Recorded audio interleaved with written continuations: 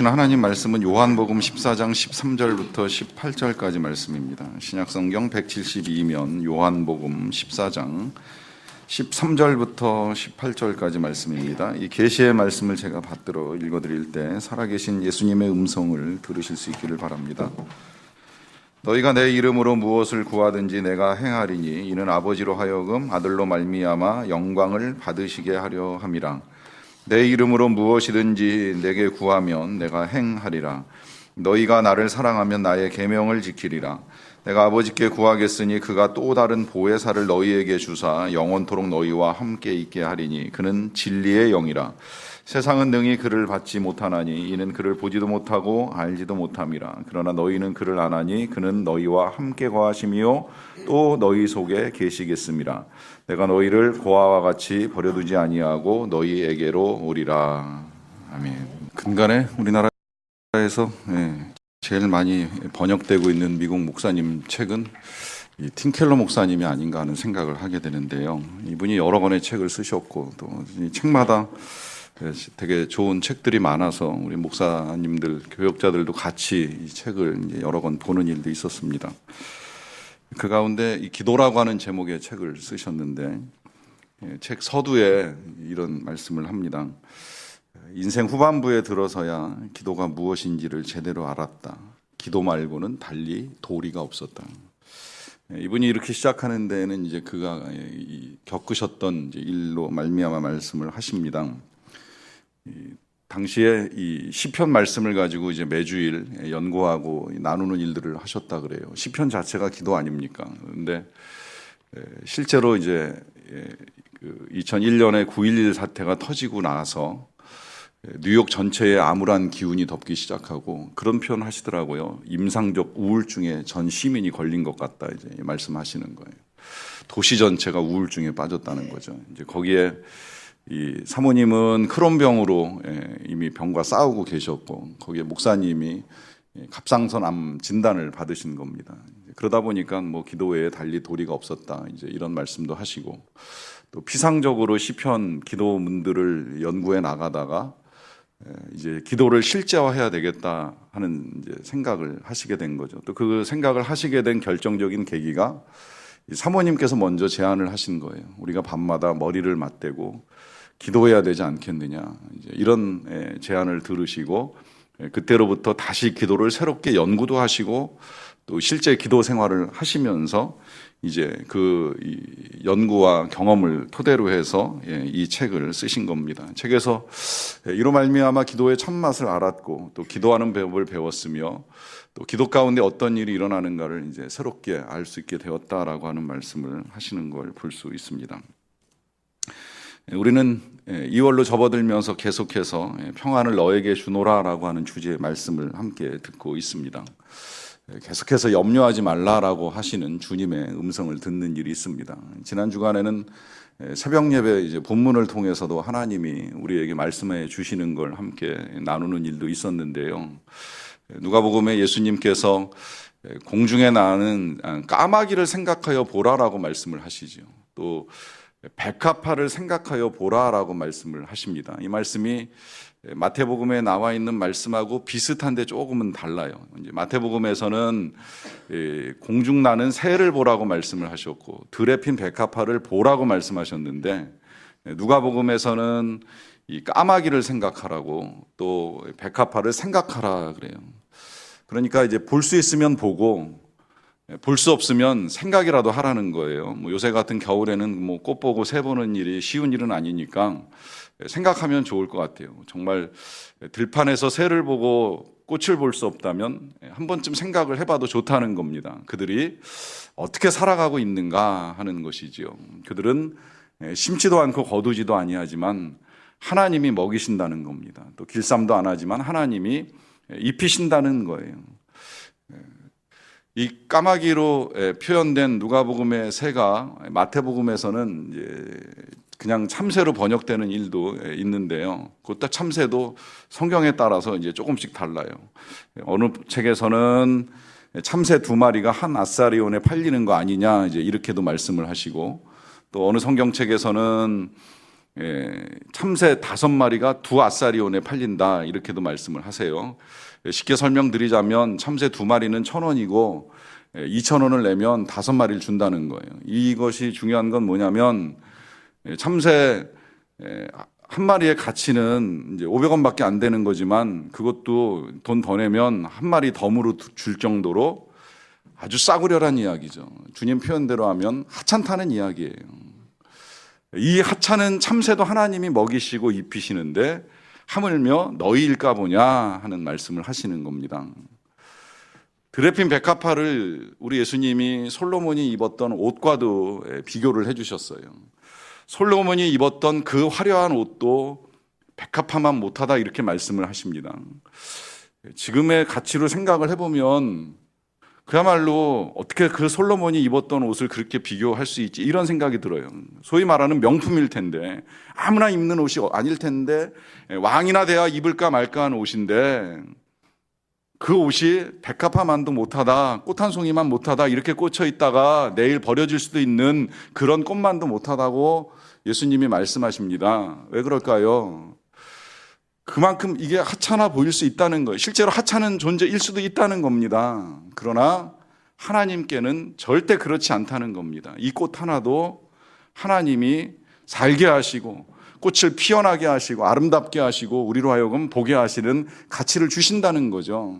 그리고 실제로 하찮다고 그렇게 여겨지면 이 하찮은 꽃도 하나님이 길러주시는데 하물며 너희일까 보냐라고 말씀하시면서 우리를 하나님이 돌봐주시는데 왜 염려하느냐고, 왜 걱정하느냐고 말씀하시는 겁니다.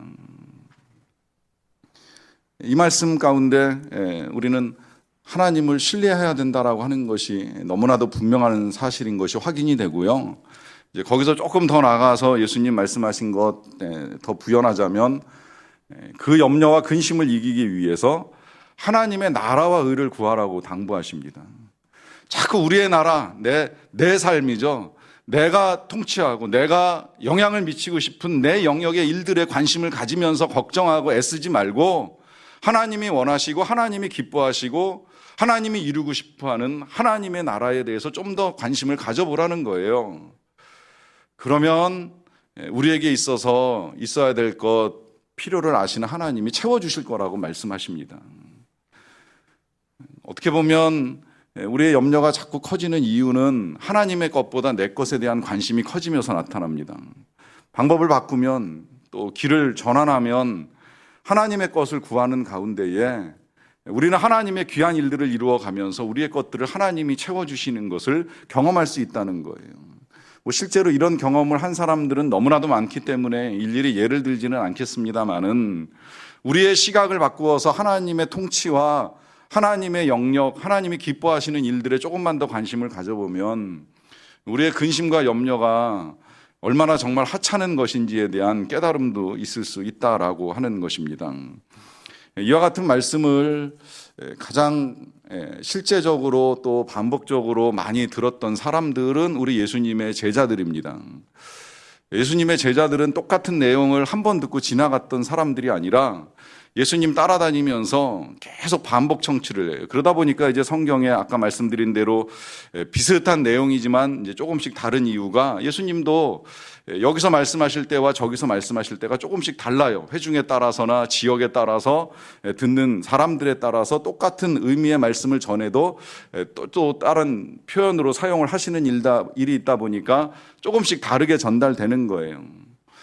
굳이 핑계를 대자면 설교자도 때로 반복되는 주제를 가지고 말씀을 드리는 이유가 때로 청중들이 바뀌기 때문에 다 바뀌는 건 아니지만 과거에 들었던 청중과 지금 들었던 청중 또 주일과 수요일과 새벽 금요일 때때로 청중들이 다르다 보니까 이제 똑같은 내용을 가지고 전달하게 되는 일들이 있게 되는데 이제 그런 일들 속에서 어쨌든 제자들은 예수님이 하신 말씀을 제일 많이 들었고 그 들은 내용 중에 반복된 내용은 더 많다는 거예요. 그러기로 따지면 이 제자들이 가장 많이 들었을 말씀은 바로 이 말씀입니다. 염려하지 말라는 거예요. 근심하지 말라는 거예요. 그런데 어떤 결과가 나와요? 아무리 많이 들어도 실상 내 문제 앞에 부딪히면 그때 내가 무슨 말씀을 들었는지, 주님이 나에게 뭐라고 말씀하셨는지는 잘 기억이 안 난다는 거죠. 그리고 적용하기가 쉽지 않다는 거예요. 내 근심의 상황이 너무 크다 보니까 그 말씀 그때 하셨는가 싶을 정도로 근심과 걱정에 매여 살아가는 일들이 우리에게 일어납니다. 지금 제자들이 그런 상황에 부딪혔어요. 많이 들었지만, 수없이 들었지만 지금 당장 뭔가 좋지 않은 정말 암울한 기운이 그들을 덮고 있습니다. 믿고 따랐던 예수님은 떠나가실 것 같고, 그렇게 되면 자신들의 운명은 어찌 될지 모르는 이 절박한 상황에 직면하게 된 것이지요. 그때 예수님께서 계속해서 아무것도 근심하지 말라고, 하나님을 믿으니 또 나를 믿으라고, 아니 오히려 나를 믿으면 내가 한 일도 너희가 할 것이요, 내가 한 것보다도 훨씬 더 큰 일을 할 것이다 라고까지 말씀을 하셨어요. 근데 저는 생각해 보니까 어쩌면 이게 제자들에게 더 큰 걱정을 불러왔겠구나라는 생각이 듭니다. 주님만큼 하기도 힘든데, 주님 따라가기도 버거운데, 주님께서 하신 것 이상으로 우리가 할 수 있다니 이게 도대체 가능한 일인가? 도대체 우리가 얼마만큼의 능력을 가지고 얼마만큼의 돈을 벌어야 이 일을 할 수 있다는 말인가라고 생각을 하면서 그 근심과 걱정이 커지지 않았을까 하는 생각을 하게 되는데요. 근데 그런 제자들의 마음을 아시는 주님이 오늘 본문 13절에서 이렇게 말씀하십니다. 너희가 내 이름으로 무엇을 구하든지 내가 행하리니 이는 아버지로 하여금 아들로 말미암아 영광을 받으시게 하려 함이라 그래요. 자, 여기서 이제 우리가 또 하나 우리의 염려를 덜어내는 방법을 주님이 가르쳐 주시는 걸 보게 됩니다. 그것은 한마디로 말하면 기도하라는 것이고, 조금 더 길게 말씀드리자면 예수님의 이름으로 무엇이든지 구하라고 하시는 거예요. 구하면 예수님께서 행해 주시겠다라고 하는 것입니다. 그 일로 말미암아 하나님이 영광을 받으시는데, 그 영광은 우리가 예수님의 이름으로 기도했기 때문에 예수님도 함께 영광을 받으시는 일이 될 것이라고 말씀하시면서 제자들이나 우리에게 기도하라라고 하는 당부를 하십니다. 이 말씀이 우리가 기도 끝에 늘 예수님의 이름으로 기도드립니다라고 하는 이유가 되는 것이지요. 예수님이 이렇게 약속을 해주셨어요. 내 이름으로 구해라. 우리 각자의 이름도 아니고 그 누구의 이름도 아니고 그냥 기도만 드리고 멈추지 말고 예수님의 이름으로 구하면 하나님께서 응답하실 터이니 그 이름을 빌려와서 기도하라 하는 이 말씀에 따라 우리는 기도 끝에 항상 예수님의 이름으로 기도를 드립니다라고 하는 표현을 사용을 합니다. 뭐 때로 주기도문 할 때는 이제 이 표현을 사용하지 않기도 하기는 해요. 왜냐하면 그 기도 자체는 뭐 주님이 명백하게 가르쳐 주신 기도이다 보니까 굳이 이제 예수님의 이름으로라고 하는 표현을 사용하진 않지만, 적어도 우리의 마음 속에는 내가 기도하는 걸 하나님이 거절하시거나 듣지 않으실 수도 있겠다고 생각을 하겠지만, 그러나 주님의 이름으로 구하니 주님이 주시지 아니하실까라고 하는 믿음을 가져도 전혀 상관이 없다는 거예요. 물론 조금 복잡하게 생각을 하면 뭐 예수님의 이름으로 기도를 드리면서 정말 우리의 탐욕에 매여서 욕심에 이끌려가지고 기도를 드리는 일을 할 수는 없겠지요. 그야말로 예수님의 이름에 부끄럽지 아니한 기도를 드리는 일들이 필요하다라고 하는 것까지 나아가면 더할 나위 없이 좋습니다. 그러나 지금 우리에게 있어서 필요한 건 이 기도가 옳으냐 그르냐, 드릴 수 있느냐 없느냐의 문제 이전에 일단 주님이 우리에게 약속하고 계시는 것, 그것은 기도하라는 거예요. 기도의 자리에 나아오라는 거예요. 정말 걱정되고 근심되면 주님께 나와서 기도하시라는 거예요. 이거보다 더 좋은 염려를 이길 방법은 없다는 겁니다. 사도 바울은 아시겠지만 예수님에게 직접 가르침을 받은 제자는 아니에요. 오히려 예수님을 싫어하고 미워하고 핍박했던 사람이잖아요. 그러다가 뒤늦게 예수님을 만나고 예수님을 믿었어요. 예수님을 믿고 난 다음에 그의 관심은 예수님밖에 없었어요. 너무 분명해졌거든요. 예수님이 하나님의 아들이신 것이 분명하고, 그분이 길인 것이 분명하고, 그분이 진리인 게 분명하고, 그분이 사랑이고 생명인 게 너무나도 분명해지니까 평생 예수님을 아는 일과 예수님을 전하는 일에 이제 일생을 겁니다. 목숨까지 걸었어요. 그래서 누구보다 더 예수님을 알기 위해서 애를 썼어요. 그러다 보니 예수님의 행적뿐만이 아니라 말씀도 많이 추적했을 것이라고 생각이 들어요. 다만 이제 예수님께 직접 듣지는 못하셨을 것이기 때문에 예수님의 말씀을 직접 인용하는 일은 거의 없습니다. 주께서 말씀하시지 않았느냐 이런 표현 잘 사용 안 하시는데, 그런데 사도 바울의 편지, 우리가 고린도전서로부터 로마서로부터 그가 쓴 많은 편지들을 이렇게 쭉 읽어 나가다 보면 그 속에 예수님이 말씀하신 내용을 그대로 다 담아내고 있는 걸 볼 수 있어요. 그래서 우리가 이걸 성경이라고 보는 이유가 거기에 있는 거예요. 사도 바울 한 개인의 사상이 절대 아니라는 거예요. 우리가 성경을 눈여겨보고 특히 그 가운데 바울의 서신들을 관심 있게 봐야 되는 이유, 그 안에 예수님이 말씀하신 것을 다시 재해석을 해나왔는데 그 해석들이 주님의 뜻을 거스르는 것이 하나도 없다라고 하는 겁니다. 그렇게 말씀하신 내용들 가운데에 빌립보서 4장 6절 7절에 이런 말씀을 합니다. 이건 한번 좀 같이 읽어도 좋을 것 같아요. 다 같이 한 목소리로 읽겠습니다. 시작. 아무것도 염려하지 말고 다만 모든 일에 기도와 간구로 너희 구할 것을 감사함으로 하나님께 아뢰라. 그리하면 모든 지각에 뛰어난 하나님의 평강이 그리스도 예수 안에서 너희 마음과 생각을 지키시리라. 자, 여기서도 이렇게 시작이 돼요. 아무것도 염려하지 마라. 염려하지 마라. 그리고 염려가 생기면 다만 기도해라, 간구해라, 감사함으로 아뢰라. 기도하라는 거예요. 그럼 어떤 결과가 일어납니까?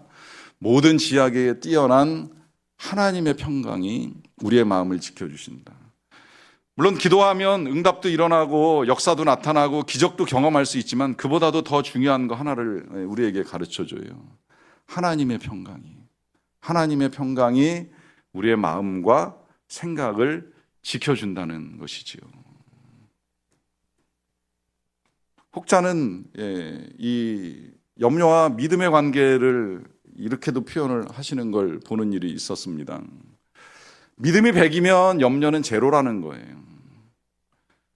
우리가 정말 주를 신뢰하고 주를 믿는 믿음이 충만하다면 염려가 우리의 마음에 들어올 틈이 없다는 거죠. 그러나 반대로 또 염려가 그렇다고 해서 밀려나서 끝나는 게 아니고 계속 찾아 들어오잖아요. 염려할 일들이 생기잖아요. 어떤 달은 정말 성령 충만해서 이만하면 담대하게 살아갈 것만 같은데 돌아서 집에 가고 회사에 가고 자녀 만나고 하다 보면 또 걱정거리가 전혀 없는 건 아니잖아요. 그때 우리의 믿음으로 이 염려를 막아내면 좋겠는데 이 염려가 우리의 마음속에 자리를 잡기 시작하면 믿음이 밀려나는 거예요. 염려가 50이면 믿음이 50이 된다는 거예요. 그리고 염려로 충만해지면 믿음은 온데간데 없이 바닥이 날 수도 있다라고 하는 것이죠. 이 부분을 예수님의 사람이라고 하는 책에서는 또 이렇게도 표현을 하더라고요. 만약에 열심히 기도하지만 어떤 문제에 대해서 여전히 염려한다면 그것은 몸부림에 불과합니다. 기도하면서 염려한다는 것은 기도를 들으시는 하나님을 무시하는 것과 같습니다. 하나님을 무시하면서 하는 기도가 응답될 리가 없는 것입니다. 저는 이 내용을 보면서 여러분들이 기도를 드리면서 염려한다면 하나님을 무시하고 있는 것이다라고 하는 말씀을 드리고 싶은 것이 아니에요. 거꾸로 기도하시면 염려를 이길 수 있는데 우리가 기도하지 않기 때문에 하나님을 무시하고 살아가는 결과를 가져올 수도 있다는 거예요. 결국 우리의 믿음이라고 하는 것이 그냥 만들어지는 것이 아니라 기도 가운데 만들어지는 것이고 그 기도만 할 수 있다라고 하면 염려는 제로가 된다는 거예요. 결국 기도가 100이 되면 염려가 제로가 됩니다. 그러나 많은 경우 우리의 염려가 우리에게서 떠나지 않는 이유는 기도하지 않기 때문에 일어나는 일들이라고 하는 것이죠.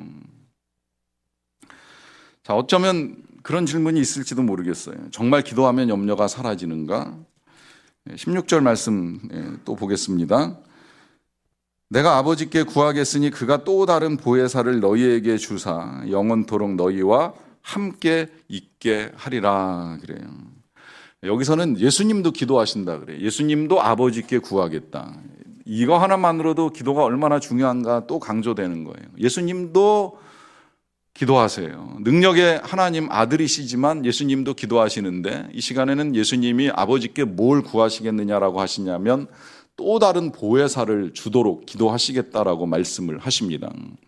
또 다른 보혜사라고 하는 표현은 일단 한 분 보혜사가 계시고 또 다른 보혜사가 있다는 거예요.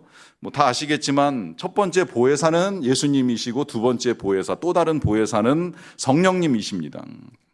이때 보혜사라는 단어 언젠가도 풀이해드렸습니다마는 보혜사 사전엔 잘 안 나와요. 한문을 합성해서 만든 성경 용어인데 보호할 보자에다가 은혜 해자 합쳐서 스승사자 포함해가지고 우리를 보호하고 은혜를 베푸시는 분이시다. 이제 이렇게 해석되는 단어입니다. 이걸 이제 영어로는 헬퍼, 뭐 카운셀러 이렇게도 해석이 되고요. 헬라어 원어로 보면 이제 파라클레토스에서 이제 번역이 된 건데 파라 곁에라고 하는 전치사예요. 거기에 접속사죠. 접두어죠. 그리고 클레토스라고 하는 단어, 조력자, 돕는 자, 이제 이게 합성돼서 파라클레토스, 이것을 주님이 우리에게 보내주시겠다는 거예요.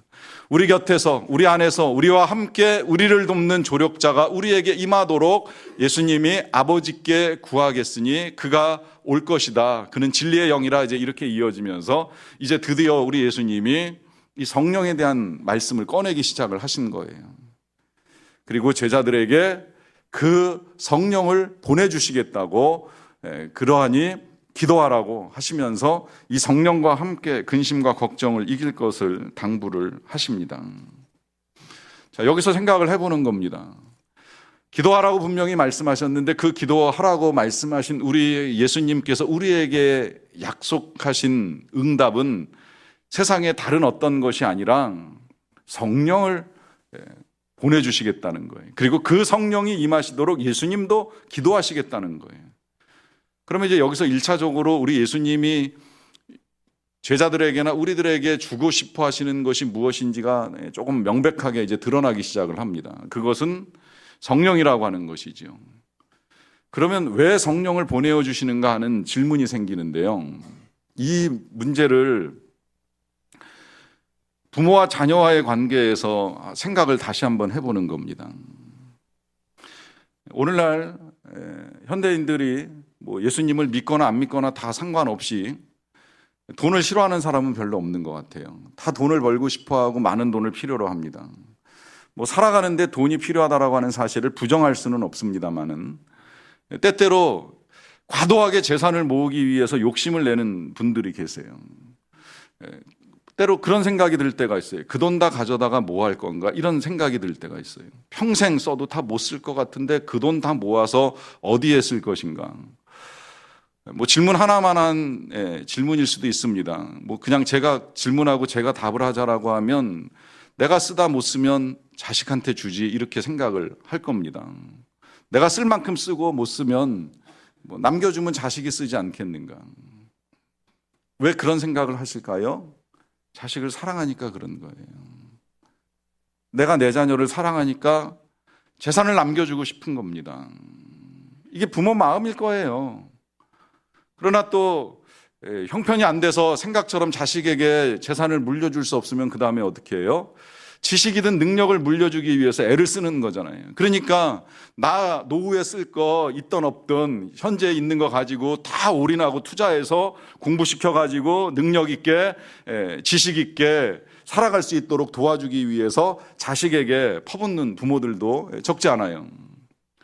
이유는 자식을 사랑하니까. 이 자식이 살아갈 길을 열어주기 위해서 이런 일들을 하는 거예요.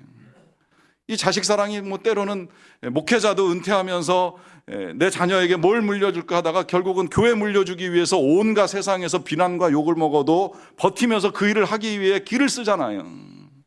왜 그래요? 이게 좋은 거라고 생각을 하는 거예요.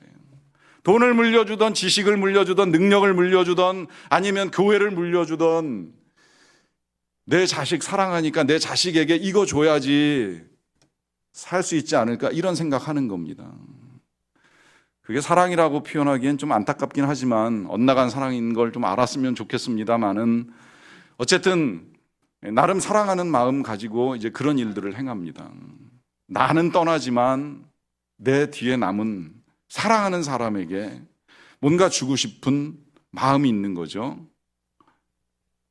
자, 그러면 우리 예수님 제자들을 사랑하시고 우리를 사랑하십니다. 특별히 이 제자들을 사랑하시되 끝까지 사랑하신다는 말씀이 이 14장 앞 13장에 기록이 되어 있어요. 그 제자들을 사랑하시는 예수님께서는 이제 곧 세상을 떠나시는데 그 세상을 떠나시면서 이 제자들에게 남겨주고 싶으셨던 것, 꼭 이거는 주고 가고 싶다라고 생각하셨던 것이 무엇일까요? 그게 바로 성령인 거예요. 주님이 제자들에게, 사랑하는 제자들에게, 또 지금도 여전히 우리를 사랑하시는 우리들에게 주님이 남겨주고 싶어 하셨던 것, 그것은 성령입니다. 주님의 거룩한 성령. 왜 그럴까요? 왜 성령을 남겨주고 싶어 하셨을까요? 성령이 없으면 염려하니까요. 성령이 없으면 평안도 없는 거예요. 우리가 왜 걱정하는지 아세요? 성령으로 충만하지 않기 때문입니다. 우리가 왜 평안을 깨트리고 불안한 가운데 살아가는지 아세요? 성령이 없기 때문입니다. 우리가 왜 사랑하지 못하고 미움에 매여서 살아가는지 아세요? 성령으로 충만하지 못하기 때문입니다. 우리가 왜 어려움을 겪는다고 생각을 하는지 아세요? 그 모든 어려움은 다른 데 있는 것이 아니라 주의 거룩한 영으로 충만함이 부족하기 때문입니다. 그래서 주님이 기도하라고 말씀하시면서 우리에게 보내주시겠다고 약속하시는 분, 그분이 성령님이신데요. 그 말씀 뒤에 예수님이 이렇게까지 말씀하세요. 18절, 오늘 본문 마지막입니다. 내가 너희를 고아와 같이 버려두지 아니하고 너희에게로 오리라 라고 하는 말씀을 하십니다. 예수님은 우리를 버려두고 싶지 않으신 거예요. 그 버려두고 싶지 아니하신 것을 이루기 위해서 예수님이 하시는 일이, 예수님은 가시고 예수님 대신에 성령이 이제 우리에게 오시는 겁니다. 인간의 육신을 입고 계신 예수님은 시간과 공간의 제약을 받으시니까 이제 떠나시고 예수님이 대신해서 성령이 우리에게 오시는데, 그 성령은 예수의 영이고 예수님이시기 때문에, 예수님과 일체이시기 때문에 이제 우리에게 오셔서 우리 각 사람에게 임하셔서 모두와 함께 거하시면서 모두를 떠나지 아니하시고 우리 안에 거하시면서 우리를 고아와 같이 버려두지 아니하시겠다라고 하는 말씀을 하십니다. 고아와 같이 버려두지 아니하시겠다. 중국의 유명한 석학인 이모당 박사가 어려서 일찍이 예수님을 믿어요. 중국의 1900년대 초, 1800년대 말에 복음이 많이 들어갔었어요. 선교사가 우리나라보다 중국에 더 많이 들어갔어요. 워낙 중국이 세계적으로 많이 알려져 있었고 우리나라는 조선이라는 나라를 아는 사람이 별로 없었기 때문에 선교사들이 이 유럽에서 주로 인도와 이 중국에 많이 들어가서 이제 그때 당시에 중국에서 예수님을 믿은 사람이 많아요. 이 사람이 예수님을 믿는 은혜를 이제 받으면서 열심히 교회도 다니고 신학 공부를 하다가 이제 그 덕에 미국으로 유학도 가는 거예요. 미국에 가서 살다가 예수님을 떠납니다. 하버드 대학교 교수도 해요. 그러면서 자기 지식에 빠져가지고 하나님을 떠난 삶을 한 40년 이상 살아요. 불신자처럼 살고 어떤 때는 무신론자처럼 살았어요. 그런데 그러다가 뒤늦게 다시 하나님께 돌아오는 일이 있게 됩니다. 그가 돌아오고 나서 한 고백이 이런 고백이에요. 내가 하나님 없이 살았던 지난 40년은 완전히 고아와 같은 생활이었다. 자, 왜 이런 고백을 할까요? 부모님이 안 계셔서 고아라고 이야기하는 걸까요? 물론 성경은 우리가 생각하는 고아하고 개념이 좀 달라요. 저도 이걸 뒤늦게 알게 됐는데 성경에서 말하는 고아는 부모님이 안 계셔서 고아가 아니라 아버지가 안 계시면 고아인 거예요. 아버지가 안 계시고 어머니만 계셔도 그 사람은 고아라고 간주를 합니다. 그래서 하나님이 고아와 과부를 불쌍히 여기시는 이유는 남편 없는 자나 아버지 없는 자나 다 불쌍하다고 동일하게 여기시는 거예요. 근데 이게 왜 그런가 했더니 어제 그 내적 치유 세미나 강의하면서 강사가 그렇게도 풀어주더라고요. 아버지를 통해서는 우리의 정체성이 생기고 어머니를 통해서는 우리가 사랑을 경험을 하는데 아버지가 없으니까 정체성을 모르는 거예요. 들어보니 맞는 말씀이에요. 아버지가 있어야 우리의 정체성이 확인이 되는 겁니다. 그런데 우리 육신의 아버지만으로는 우리의 정체성이 온전하게 확인되지 않아요. 우리 아버지로부터 우리의 정체성, 내가 김씨고 어느 가문에 태어나고 한 이런 정체성들이 확인이 되지만, 그러나 우리의 진정한 정체성이라는 건 하나님과의 관계에서 이해되지 않으면 절대 알 수가 없는 거죠. 하나님과의 관계가 맺어져야 우리가 하나님의 자녀라고 하는 분명한 정체성이 확인이 되는 것인데, 그걸 모르고 살아가는 사람은 결국 고아일 수밖에 없다는 거예요. 그걸 이모당이 고백을 하는 거예요. 그러니 세상에 부모님이 계셔도 고아처럼 살아가는 사람 많아요. 목회하면서 진짜 안타까운 건 이 자리에 계시는 분들 중에도 부모님 계시지만 고아같이 살아왔고 고아의 영을 가지고 살던 분들이 계셔요. 하나님을 떠나서, 하나님을 알지 못해서, 하나님 없이 살던 그런 삶을 살아온 거예요. 그런 주님이 오늘 말씀하시는 거예요. 내가 너희를 고아와 같이 버려두지 않겠다.